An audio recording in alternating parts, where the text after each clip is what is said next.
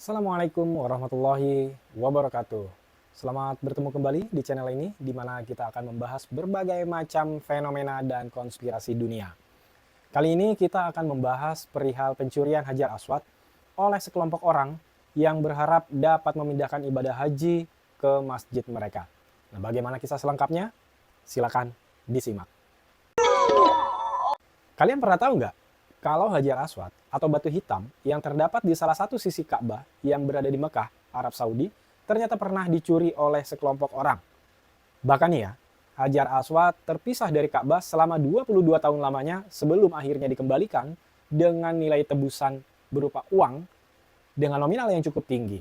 Sebelum kita masuk ke ceritanya, kita ulas terlebih dahulu apa itu Hajar Aswad.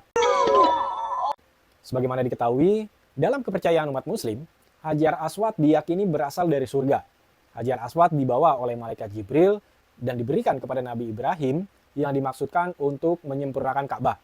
Jadi awalnya nih kan, Nabi Ibrahim meminta anaknya, yaitu Nabi Ismail, untuk mencari sebuah batu yang akan diletakkan di salah satu sudut Ka'bah, di mana batu tersebut nantinya akan dijadikan sebagai penanda dimulainya dan akhir dari ritual tawaf.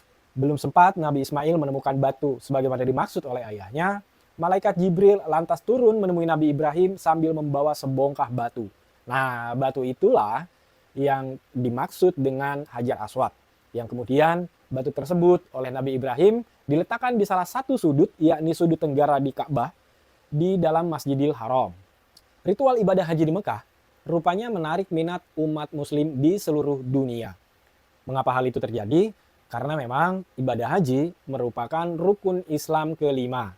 Minat umat muslim yang cukup tinggi ini rupanya memantik perhatian salah satu kelompok yang menamakan diri mereka Kehormatian.